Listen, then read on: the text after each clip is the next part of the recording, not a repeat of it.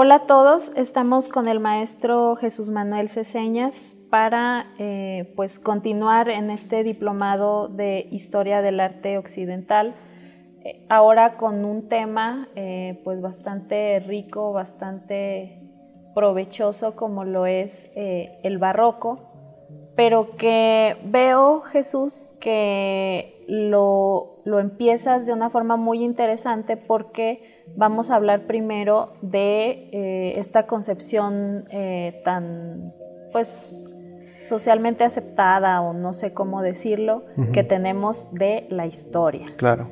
Desde las perspectivas que nos has mostrado en esta semana que tuvimos ya del diplomado,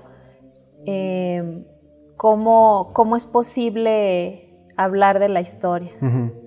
Bueno, hablar de la historia es complejo y sobre todo yo creo que muy interesante, ¿no? Porque el propio Estatuto de Historia se puede cuestionar o al menos dudar de él, ¿no?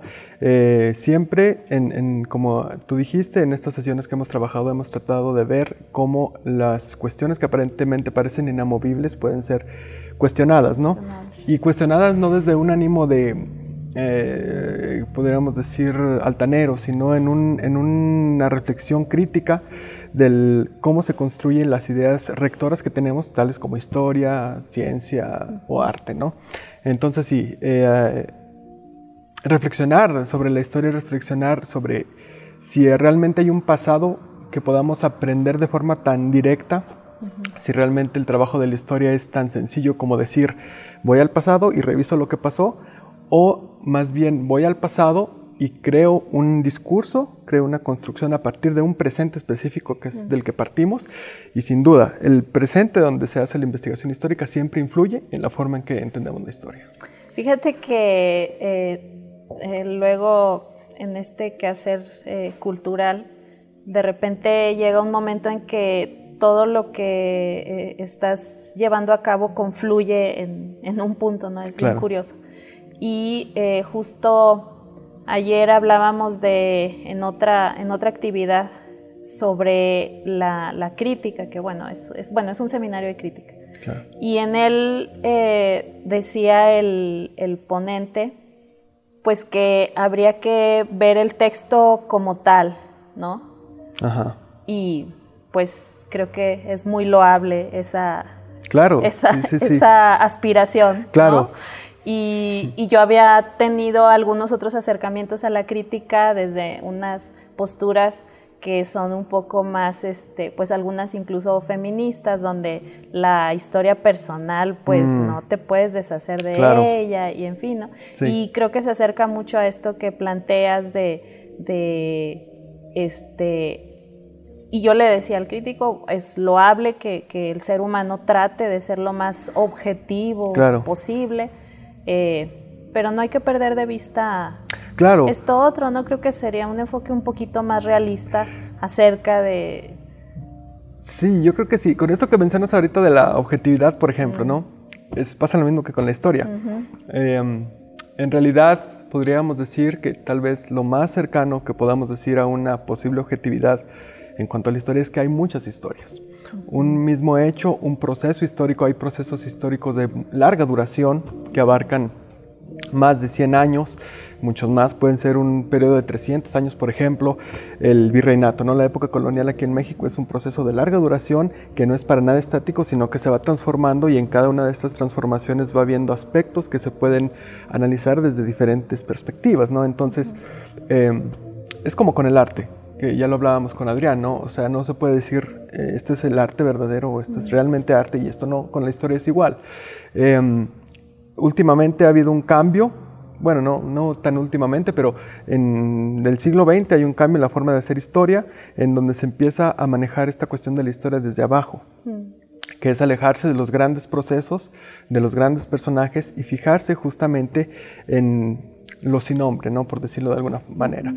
Foucault empieza de alguna forma con esta situación. La Escuela de los Anales francesa empieza pues a interesarse por todo aquello que está ahí, pero que en pos de, que se pierde en pos de esa historia de grandes personajes, de las guerras o de cuestiones políticas, ¿no? Entonces, a través de esta nueva forma de hacer historia, se brinda una perspectiva diferente de los hechos que pasaron, ¿no? Antes se decía, el general tal luchó en esta guerra, y los soldados, todos los demás, ahí estuvieron, pero se omiten. En cambio, desde esta nueva forma, también se preocupa, se toma en cuenta la vida de los soldados, cómo el soldado lo vive uno por uno o desde un puesto que no es necesariamente privilegiado socialmente. Sí, y sabes, es fundamental esto porque ahorita que estamos como a medio camino del diplomado, sí retomarlo porque sí es uno de los objetivos del mismo, Claro. hacer un replanteamiento de estas dos cuestiones que están en el título del diplomado, Claro. que son tanto la historia como el arte, ¿no? Claro. Ok, si vamos a hacer una revisión crítica de esto, entonces empecemos por hacer un planteamiento crítico de Claro. estos dos aspectos fundamentales que son qué es en realidad la historia o de qué maneras críticas podemos acercarnos a la historia y qué es en realidad el arte, ¿no? O Claro. de qué manera crítica podemos tener acercamientos hacia lo que se considera o lo que podemos pensar que es el arte. Sí, claro, justamente como tú dices, y en este espíritu crítico es como hemos trabajado en las sesiones que he estado impartiendo, con una participación activa por parte de los asistentes, ¿no? Si bien, como ya lo había mencionado, el arte precisa de algunos conocimientos necesarios para poder entenderlo, no por ello se debe de excluir a un público más amplio, ¿no? Yo creo que actividades como estas justamente van en ese sentido, ¿no? En tratar de poner más en contacto con el arte y tratar de hacer o generar un conocimiento significativo para las personas, que no sea nada más repetir fechas, repetir nombres o repetir nombres de obras o de pinturas, sino que a través de un proceso de razonamiento por parte de los estudiantes expresando tal vez sus dudas o sus ideas, se puede llegar a crear una idea tanto de arte como de historia cercana y personalizada de alguna manera, ¿no? Que aquellas dudas que pueda tener las personas, cualquier persona que esté cursando el diplomado, las utilicen para formar un vínculo verdaderamente efectivo para ellos del conocimiento del arte, ¿sí? O sea, justamente en esta crítica que tú mencionas y como te digo, en este giro que hay dentro de la historia, es justamente va dirigido en ese sentido, en cuestionar es aparentemente una idea de un arte escindido de la realidad, un arte escindido de lo cotidiano, y todo lo contrario, se busca ver pues el arte como un proceso social, cultural, histórico, en donde la individualidad de las personas tiene mucho que ver, ¿no? Entonces el arte es algo cercano, se pretende que las personas lo vean así. Porque además pues la crítica, y vuelvo un poco también a esto que vi en la sesión de ayer de este seminario de crítica, porque en sí la crítica, bueno, ahorita que me estás hablando de cómo cada individuo puede ir formando esta idea de arte o puede ir construyendo, o entre todos también podemos ir construyendo en el grupo la idea de arte, de historia, la crítica en sí es un acto creativo. Claro. Y así empezábamos este Claro. seminario que te platico, que les comparto, de que pues son como dos procesos difíciles de separar, porque en toda creación hay crítica, Claro. en todo escoger, en todo decantarse, en todo discernir, en Claro. todo cribar Sí. algo, estamos ya tomando postura y estamos tomando partido por algo, ¿no? Y Claro. esto es algo que me lleva al acto creativo. Este ejercicio me lleva a pensar que es un acto creativo en sí y me lleva también a pensar en la libertad que provoca esta postura, ¿no? Porque desde un punto de vista canónico, impuesto, pues, o hegemónico, de ver la historia y el arte, Claro. hay creo que escaso margen de maniobra, ¿no? Sí. Y esta forma de tratarlo, de adentrarnos, de entrar, de conocer, creo que provoca muchas libertades. Claro, esto que tú dices, esto que mencionas de la crítica como un acto creativo, yo estoy totalmente de acuerdo. Yo creo que recientemente ha habido en cuanto a crítica del arte, ha habido una tendencia, o existe una tendencia un tanto matizada, un tanto constreñida de lo que puede ser la crítica de arte, ¿no?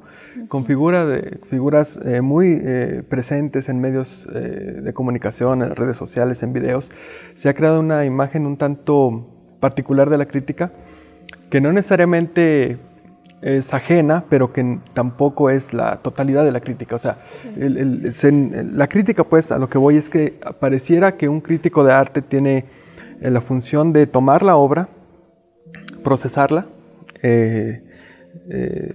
analizarla y dársela ya diseccionada y analizada al espectador. Pero esto justamente crea la postura de un espectador pasivo, en donde está esperando que el crítico le diga que está bien, que está mal, y se anula justamente eso que tú dices, la crítica personal, ¿no? La crítica como un acto creativo. Hay un texto que se llama Introducción a la Estética, de un investigador, filósofo que se llama Carrit, se apellida Carrit, y él decía: hay que darnos la oportunidad de ver la obra antes de escucharla o de leerla. O sea, antes de preguntarle a una supuesta autoridad qué es esa obra, o si es válida o si no, hay que tener justamente esta actitud crítica de discernir personalmente, ponerse en contacto con la obra frente a frente y a través de este proceso creativo hacer una crítica, pero no en ese sentido peyorativo de estar buscando las fallas o las omisiones, sino una crítica en el sentido de discriminar lo que la obra está tratando de decirnos, ¿no? Entonces, sí, o sea, totalmente de acuerdo, la crítica es un acto creativo en tanto nos permite confrontarnos con una obra de arte y tener un diálogo con ella. Claro, que sería el objetivo. Claro. Y bueno, ya entrando un poco más en materia, revisábamos como así como un resumen de lo que vimos del barroco. ¿Cuál sería? Pues mira, el barroco es un proceso desde luego artístico, pero también social. Como vemos, está directamente ligado a la cuestión de la contrarreforma, a este proceso, a esta actividad que se hace como de rejuvenecer a la Iglesia Católica, justamente, como el nombre lo dice, como una respuesta a esa reforma, ¿no? Esa reforma protestante, a esa reforma que inicia Martín Lutero y que, derivado del Concilio de Trento, pues surge esta idea de la contrarreforma, ¿no? El arte será pues un medio de publicitar la religión, los dogmas, desde luego, pero también, y quizá de una forma más velada, la propia institución, ¿no? La Iglesia como institución. Desde luego las creencias, vemos todas estas obras maravillosas de Caravaggio, de Velázquez, de todos estos artistas que ilustran esas escenas bíblicas, ¿no? Y que lo hacen de una forma tal que justamente pretenden seducir a los creyentes, ¿no? Pretenden transmitir una idea. Es desde luego un arte estético, obviamente, pero también intelectual. Y creo que esto hay que hacer mucho énfasis en eso. Es un arte intelectual donde se exige, al menos tácitamente, al espectador que sepa de lo que se está hablando, ¿no? Que en esa hay algunas obras que pudieran parecernos muy obvias, aunque no necesariamente es así. Si uno no conoce la historia bíblica, si uno no conoce todas estas cuestión de los dogmas, puede ser complejo realmente saber qué es lo que está diciendo el artista. Entonces, el barroco es un arte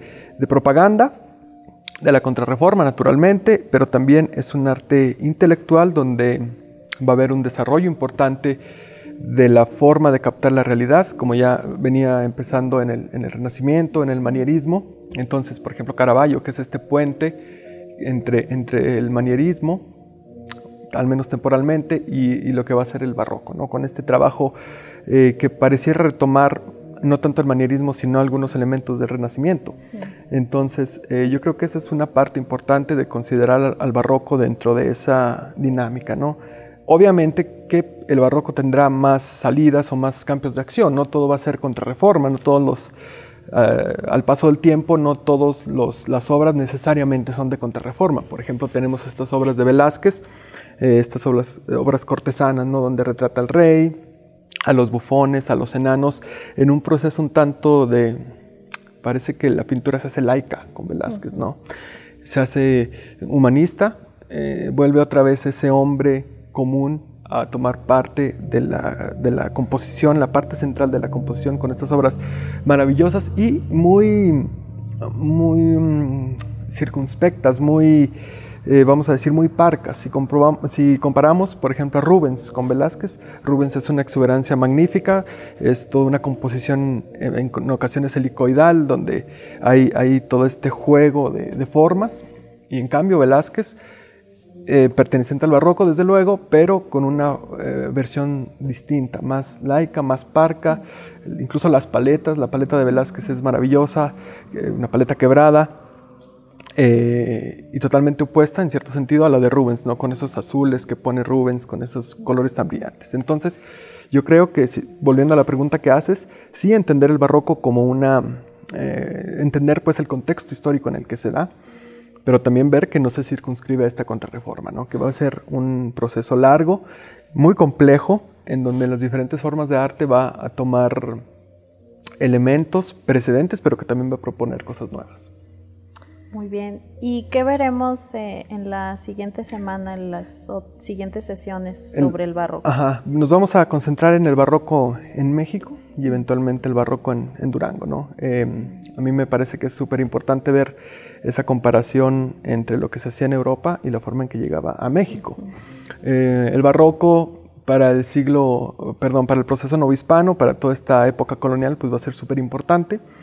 Hace poco yo cursé un seminario sobre el constitucionalismo en México, y la doctora que lo impartió, la doctora Mariana Terán de Zacatecas, en un momento habló sobre el barroco y decía: el barroco, desde luego, es estéticamente un elemento importantísimo del virreinato, pero no se circunscribe solamente al arte, sino que va transminando, y pudiéramos hablar de una sociedad barroca, ¿no? Claro. Pero barroca en el sentido de contrastes, no confundir con que las personas vivían en una opulencia material. Había estos contrastes que justamente es lo que hace barroco, lo que hace muy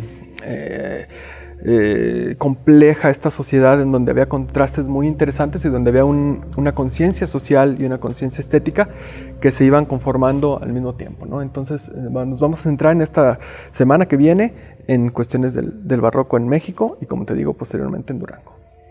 Que podríamos decir, no sé, ¿verdad? Es como una duda, que el barroco sería, después del descubrimiento de América, pues la primera expresión artística que llega occidental, pues, ¿no? Que llega a América. México. Sí, bueno, al menos en gran parte, como te digo, del novohispano, ¿no? Ahí, al principio, muy brevemente, como bien dices, es el barroco, es como el movimiento que más llega a consolidarse de manera, durante mayor tiempo, pues.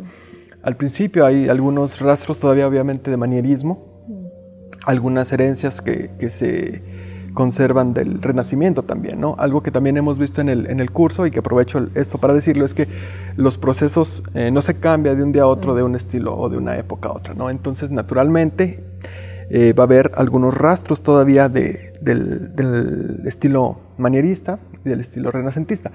Pero ya en la segunda mitad del siglo XVI, por ahí de 1550 y tantos, ya se empieza a ver más esta estética, que empieza pues a ver tintes barrocos en las obras, ¿no? Que es obviamente pues prácticamente después de la conquista de América, ¿no? De la caída de Tenochtitlan y todo este tipo de cosas. Entonces, sí, como bien dices, va a ser como el estilo que llegó y que más se arraigó en esa sociedad virreinal que había. Y bueno, ya haciendo como una proyección hacia lo que sigue, que también en otra parte del diplomado vas a estar colaborando, pero después del barroco, ¿qué hay entre este arte barroco y las vanguardias?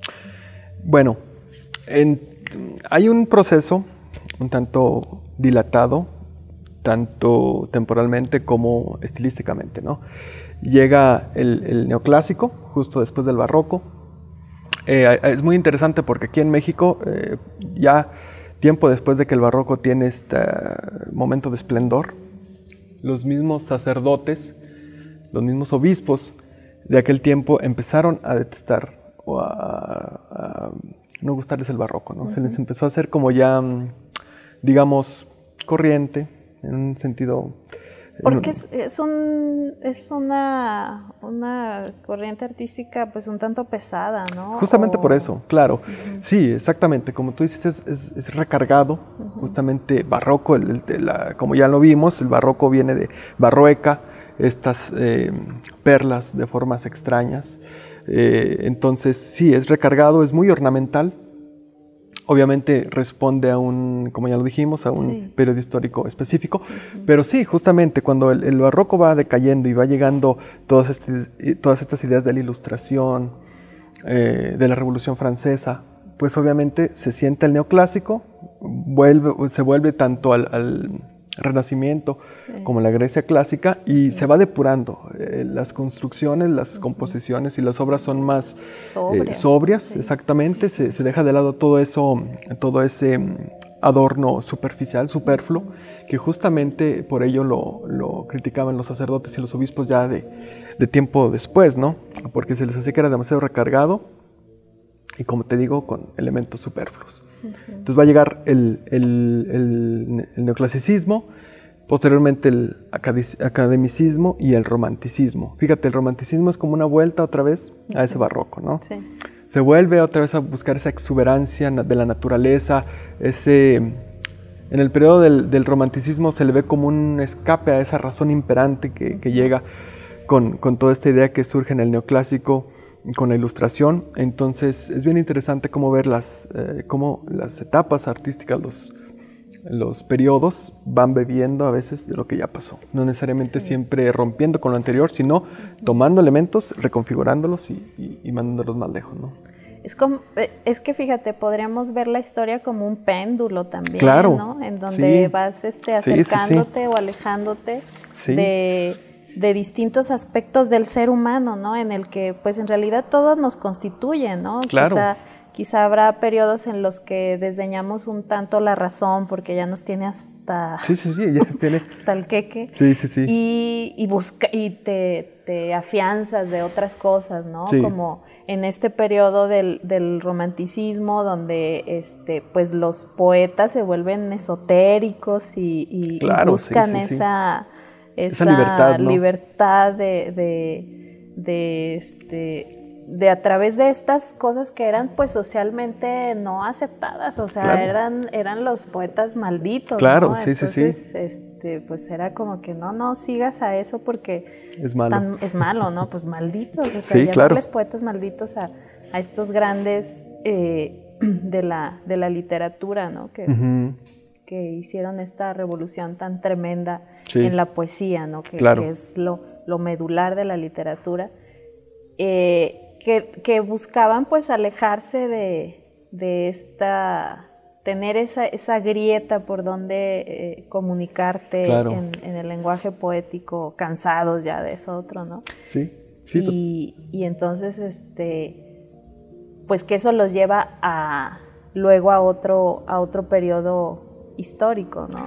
Claro, sí, como tú dices ahorita, retomando esto que dices de la historia como un péndulo, es bien interesante y es como a tener en cuenta que se ha de estar siempre alerta en la idea del progreso de la historia, ¿no? Es una idea recurrente, es una idea que vemos tal vez tanto patentemente como implícitamente, ¿no? La creencia de que la historia es un proceso lineal y de evolución. Y de evolución. ¿Cierto? O sea, donde se crea esa idea de que las épocas van superando a las precedentes, y eso no necesariamente es así, justamente en esto que tú mencionas de ese péndulo, ¿no? Es complejo creer que a través de la historia se va mejorando, por ejemplo, en el arte, ¿no? A partir del Renacimiento, fíjate, incluso para hablar de esto hay que volver, ¿no? Sí. A partir del Renacimiento, con todo este desarrollo del método para lograr la veracidad en la captación de la realidad a través, por ejemplo, de la perspectiva, pareciera que hay un proceso gradual en donde se va perfeccionando las habilidades de los pintores para captar la realidad. Y es cierto, ¿no? O sea, se empieza en un primer momento con ciertas obras que empiezan a poner esos elementos ahí obvios, pero conforme se va avanzando a través del propio Renacimiento y luego en el Barroco, como pareciera que cada vez se va superando el arte precedente, porque cada vez es más real, ¿no? Pero esto no, si bien es cierto en cuanto a cuestión técnica, es cierto, se va logrando un mayor dominio de la forma de la representación de la realidad, no por eso se supone que el arte sea mejor entre más real es, ¿no? Sí. Fue un proceso necesario, desde luego, pero que justamente en esta nueva forma que tú estás mencionando de los poetas malditos, vamos a ver que en los primeros, en el siglo XX, esto va a tronar también, ese depender de las leyes físicas, de las leyes de la perspectiva para representar solo el mundo natural, se va a gastar en cierto sentido, y muchos artistas van a tender a cuestiones como el expresionismo, ¿no? En donde se utilizan paletas, por ejemplo, para la piel en los retratos, que no se corresponden con la realidad, ¿no? Vemos pieles azules, vemos verdes. Sí, por ejemplo, sí. hay una obra muy interesante de Matisse, me parece, en donde es el retrato de su esposa y está tocada con un sombrero negro y también está vestida de negro, pero la piel es azulosa, verde, ¿no? Sí.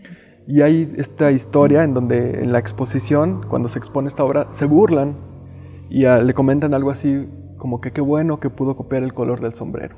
Justamente en esta crítica a los tonos que tenía en la piel, ¿no? Pero esto no es de ninguna manera una carencia de técnica o de posibilidades.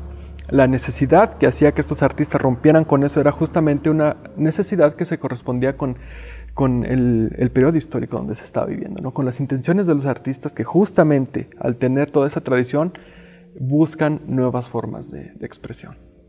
Sí, es muy, sí, es como extraño este pensar que cuando nos estamos acercando llega un punto en el que no, te estás alejando. Vimos en el módulo, en las sesiones de Renacimiento, cuando descubren la perspectiva, cuando empiezan a utilizar la perspectiva, hay unos retratos, hay unas pinturas, unos óleos, donde creo que en Mantegna, donde hay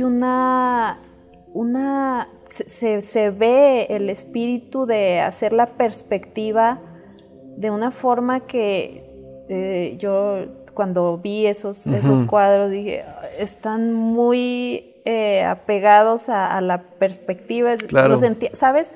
Me recordaron a estas pinturas del Art Deco, sí. Del Art Deco, donde los músculos son como muy angulosos, ¿no? Sí, todo muy simétrico, claro. ¿no? Muy como máquinas, parecen. Como estático, ¿no? Sí, sin movimiento. Entonces veía esas perspectivas cuando está el hombre, porque bueno, qué gran invento es la perspectiva, claro. ¿No? Nos cambió el mundo, claro. La forma en cómo lo representamos. Pero pues no deja de ser una técnica. Totalmente, es un recurso. Es un recurso, sí. Es una técnica. Entonces yo veía es un Cristo acostado, sí, en y perspectiva. Ves la perspectiva y dices, no, pues yo creo que si yo meto ahorita un programa de computadora, bueno, las animaciones, las claro. primeras animaciones que vimos están así, ¿no? O sea, este tipo, pues claro que tuvo una técnica canijísima porque se adelantó claro. a lo que ya una máquina contemporánea, no, y ya ni contemporánea, ya ahorita las animaciones van... Ya lo han superado, ya claro. Lo han superado con muchísimo, en unos... Pues nada, en un parpadear ya veíamos unas cosas que hoy ya no vemos. Sí, claro. Que ya nos parecen anticuadísimas, ¿no? Dices, estas animaciones, pero ¿de dónde? Viejas. Es viejísima. Entonces, así este dibujo que yo vi de Mantegna, donde yo veo, wow, tiene una técnica extraordinaria, pero está estático, me recuerda sí. a estos... en Durango pues tuvimos al maestro Montoya de la Cruz, sí, ¿no? Sí. A esa pintura, a Lempica, sí, a Tamara Lempica, ¿no? Donde parecen coches, ¿no? Los seres humanos, la figura humana parecen diseños, sí. parecen diseños de por sus formas tan poco orgánicas, sí, y claro. sí muy simétricas, ¿no? Sí. Buscando como perfección, como técnica. Sí, como una... Sí, o sea, por ejemplo, en la obra esta de Tamara de Lempicka hay como esta estilización esquemática, pero, o sea, con pocos elementos, pero como tú dices, muy, muy estructural, ¿no? En una estilización muy angulosa. Que en ese sentido, bueno, era otra búsqueda, claro, ¿no? Sí, totalmente. Yo sí en Mantegna veo pues el afán de la técnica y de explotar al máximo este claro. recurso de la perspectiva, ¿no? De unir puntos en perspectiva. Sí. Y en los artistas del Art Deco, pues fueron como dos expresiones ahí cercanas, que el Art Nouveau y el Art Deco, ¿no? Claro. Y entonces el Art Nouveau eran puras hojas, ramas y cosas sinuosas, ¿no? Entonces aquello era más como la contraparte, ¿no? Lo científico, la máquina, claro. la velocidad, y era, pues al contrario, creo que era como un regodeo, ¿no? De todo eso, era más exaltar todo eso, esa belleza. Era como, justamente como tú dices, tienen un discurso estético, filosófico incluso, que rige todo esto de la representación, ¿no? Ahorita que mencionas el Cristo de Mantegna, sí, exactamente como tú lo dices, más que el cuerpo de un ser humano muerto, parece una escultura, ¿no? Parece el retrato de una escultura. Sí. Y fíjate que en ese que a nosotros nos parece, como bien dijiste, estático, ¿no? Un estatismo y una petrificación del cuerpo humano, incluso los rostros de las mujeres que están ahí llorando en la obra, es, como tú dices, muy estático, ¿no? Y luego va a venir otro Cristo, de Carracci, me parece, en donde ya se logra un poco más de esa soltura que se va a dar justamente en el barroco, ¿no? Sí. Empezamos con esta obra de Mantegna, del Cristo muerto, donde lo estamos viendo como de frente, ¿no?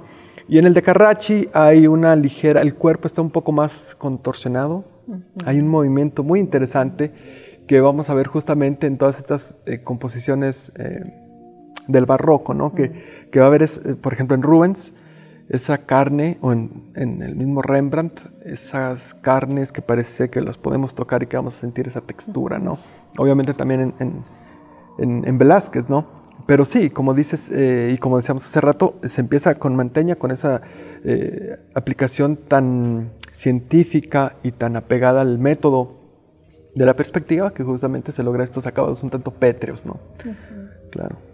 Y bueno, y pues sí, en esta charla que hemos tenido así pendulosa, pues regresando como al barroco, o quizá no hemos salido del barroco en toda la plática, ¿cómo definirías así en unos minutos una aproximación tuya hacia el barroco? Yo creo que lo primero sería movimiento, y junto con el movimiento, aunque pudiera parecer irónico, una cierta ligereza. Dijimos, y bien dijiste tú que era recargado el estilo barroco, y era pesado visualmente. Por ejemplo, en este nacimiento de Rubens, hay toda una vorágine de movimientos donde vienen los pastores a ver al niño y el niño está acá enfrente como en un estatismo que contrasta bellamente con esa vorágine, ¿no?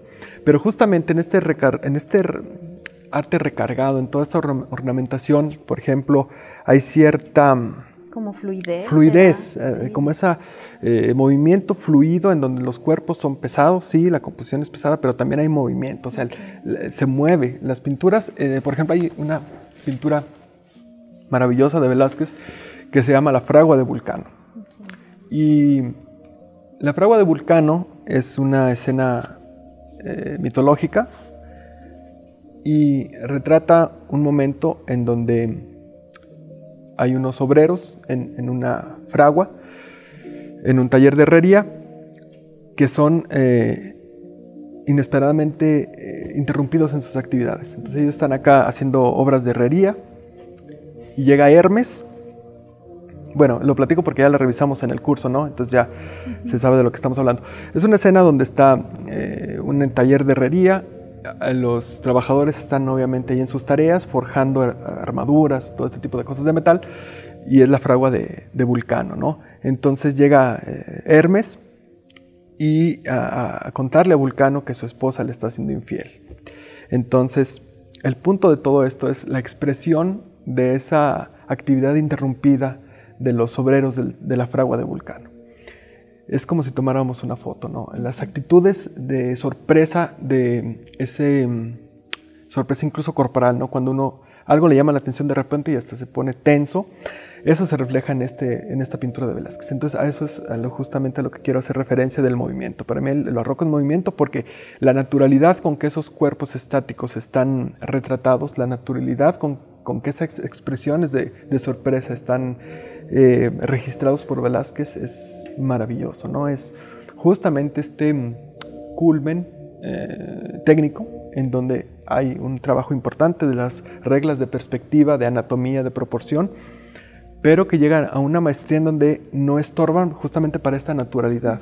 Contrario a este Cristo muerto de Manteña, en las obras de Velázquez ya hay un dominio técnico que le permite esa naturalidad que es realmente bellísima. Entonces yo creo que para mí eso es el barroco, un movimiento estático, aunque pareciera contraproducente o contradicente, ¿no? Y que va en este movimiento hacia la vulgaridad, no dicho peyorativamente, ¿no? Pero hacia lo seglar, hacia lo... y hacia la multiplicidad, ¿no? Pues claro. El arte barroco es como este panorama donde pueden ocurrir diversas cosas. Diversas cosas, ¿no? Sí, es correcto porque... Como dijimos, ¿no? El arte barroco empieza ligado a la Contrarreforma, se mantiene mucho tiempo ligado a la Contrarreforma, pero también se llega a esta vulgaridad, a un arte también bucólico, un arte simple, ¿no?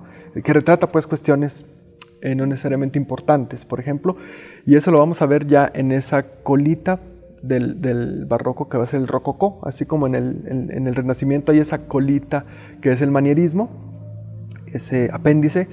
En el barroco vamos a ver ese apéndice que va a ser el rococó, que justamente se hace secular, ¿no? Ya por ejemplo, en las obras de Fragonard ya vemos esa exuberancia mundana común en esta obra, por ejemplo, del Columpio, donde está esta mujer columpiándose en un retrato de lo común, ya no de los santos, no de la mitología, sino del mundo de todos los días.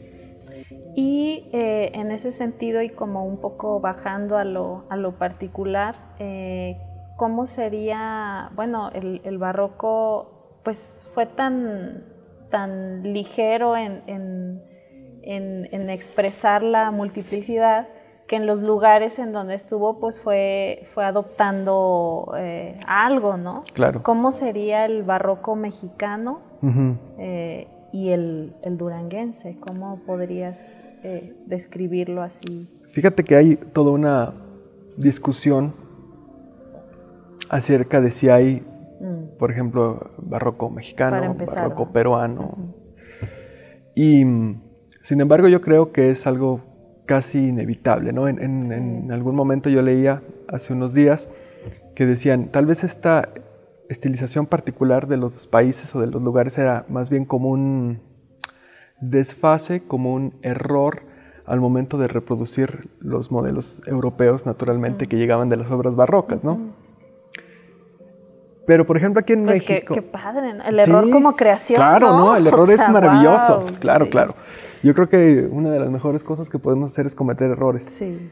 Entonces, y equivocarnos, ¿no? Sí. Equivocarnos es una de las mejores cosas que hay. Y es lo más artístico que puede haber, un error, porque en algún acercamiento al concepto de arte podría ser la expresión más singular, ¿no? La perspectiva más auténtica, pues es la más tuya, ¿no? Y entonces, pues, algo que se aleje un poco de la regla, de la norma, lo que quieras copiar, ¿no? De lo que quieras como de las directrices, aspirar, ¿no? Claro. en fin, pues el error. Sí, fíjate. Bueno. Entonces, no, sí, es que me quedé pensando de eso que decías, pero sí, rápidamente voy a hacer una vuelta rapidísima, por ejemplo, a Velázquez y esto del error, ¿no? Por ejemplo, a veces se cree que todos estos artistas que son representativos de épocas eran perfectos. en su ejecución.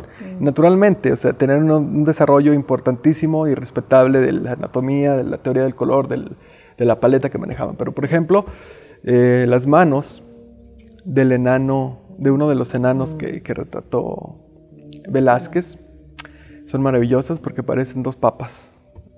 O sea, quizá el enano estaba manco, no sabemos, al menos yo no lo sé, pero a mí me gusta. ¿Que fuera como un muñón? Sí, era como un muñón. O sea, tú ves este bufón Sebastián de la Morra y son dos papas. O sea, es una obra muy interesante, pero si se atiende a esas manos, ¿no? Hay que tener... Puedes hacer un ensayo filosófico. Sí, no, a mí me encantan de ese par de manos, esas ¿no? manos, porque tú ves, por ejemplo, lo comparas, por ejemplo, con esta obra que te decía, los cuerpos de esta fragua de Vulcano, de esta obra de Velázquez, si comparas a esos enanos, pero si se da uno el tiempo de verlos, pues ve aspectos como este de estas manos, ¿no? Pero bueno, volviendo. Sí, como dices, pudo haber un barroco mexicano, yo digo que sin duda lo hubo, aunque no necesariamente con la intención de hacer un barroco mexicano, ¿verdad? Por ejemplo, también hay que tener en cuenta que en el momento, por ejemplo, aquí en el Virreinato, ese estilo que se tenía, que era, ahora se ha caracterizado como barroco, y era barroco por las características constituyentes que tenía, obviamente que en ese tiempo no se decía estamos haciendo arte barroco, ¿no? Va a ser después un término incluso peyorativo, sí, o sea, que va a tratar de hablar justamente de ese recargamiento, de esa exageración, exuberancia, ¿no? Entonces, sin duda que en cada país había una subclase de barroco, ¿no? Aquí en México, pues se vivía una situación social bien particular. Y creo que podemos ligar esto que tú dices, si había un barroco mexicano, con esta conciencia del criollismo. El criollo, esa parte de la sociedad que va a ser una ideología que se va a ir construyendo conforme va pasando la época virreinal, ¿no? En donde se empiezan a diferenciar de los españoles peninsulares. Esa conciencia del criollismo va a ir incidiendo necesariamente en las concepciones artísticas que se tenían. Los criollos buscarán tener una identidad propia que se distinga primero que nada de los peninsulares, ¿no? Hay un texto que vamos a revisar la semana que viene sobre barroco en México y el autor dice, Jorge Alberto Manrique, dice, el criollo es aquel hombre que busca una cara y un nombre. Entonces, esta situación social va a incidir directamente en el arte, ¿no? Durante el periodo virreinal van a llegar las reformas borbónicas, en donde va a haber una serie de cambios sociales, comerciales y políticos, en donde los criollos, dentro de este proceso largo que son las reformas, van a comisionar una gran cantidad de obras de arte, ¿no? Y en esta comisión que hacen de obra de arte necesariamente están confluyendo las particularidades de la Nueva España, que es una realidad totalmente distinta a otros lugares, ¿no? Entonces, en toda esta configuración del criollo, en todo este nacimiento, por ejemplo, de estos cultos o de estos mitos propios, por ejemplo, encarnados en la Virgen de Guadalupe, ¿no? A través del periodo virreinal surge la idea de venerar a la Virgen de Guadalupe por parte de los criollos. Es un proceso extenso, en donde se van conformando toda esa ideología que va a incidir en la forma en que se va a conocer, por ejemplo, la Virgen de Guadalupe o otras figuras, por ejemplo, el Señor de Chalma, la Virgen de los Remedios, la Virgen de Ocotlán, que van a ser, en cierta forma, polos ideológicos, espirituales, en donde los criollos van a buscar una identidad, van a buscar algo distinto, deidades o santos mexicanos, por ejemplo, van a ser el primer santo criollo en ese periodo, en donde pues se va conformando una conciencia personal del criollismo. Entonces todo esto va a incidir de manera importante en el propio barroco, ¿no? Como dijimos hace un momento, a los artistas les llegará la influencia europea a través, por ejemplo, de grabados. Los grabados van a tener esta gran función de compartir, de traer cuestiones estilísticas, pero aquí se van a transformar, ¿no? Si bien llegan grabados replicando la obra, por ejemplo, de Zurbarán o de Rubens, aquí, en esas condiciones sociales, pues se va a dar una estilización particular, ¿no? Sí, y qué bueno que es como esta búsqueda en este crisol, claro. Es una búsqueda de identidad, ¿no? Y de lo singular que va surgiendo en esta sociedad mexicana. Sí, claro, sin duda. Como te digo, redundando un poco, el criollismo es bien importante siempre considerarlo ligado al barroco, ¿no? En este ambiente de mecenazgo que se va a dar por parte de los criollos, en donde se van a crear muchísimas obras importantes que van a perdurar justamente nacidos en este amparo, ¿no? Por ejemplo, uno de los varios artistas destacables o que se han destacado mucho a través de la historia del arte del periodo virreinal es Cristóbal de Villalpando.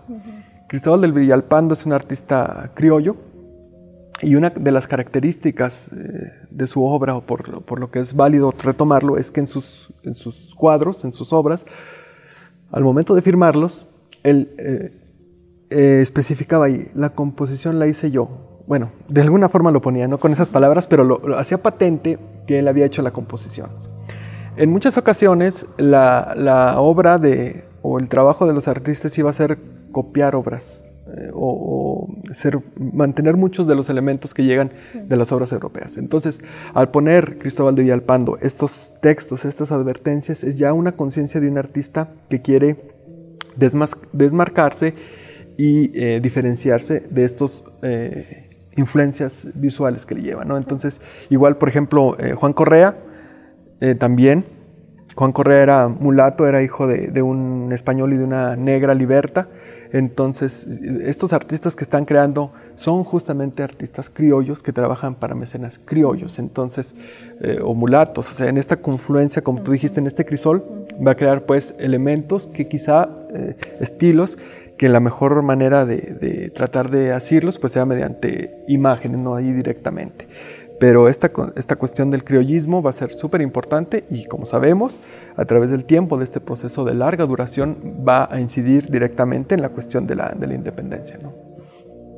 Bueno, pues con esto terminamos esta charla para el Diplomado de Historia del Arte Occidental y pues nos veremos en el último módulo de Arte Contemporáneo. Ah, sí, también. Muy interesante va a estar ahí.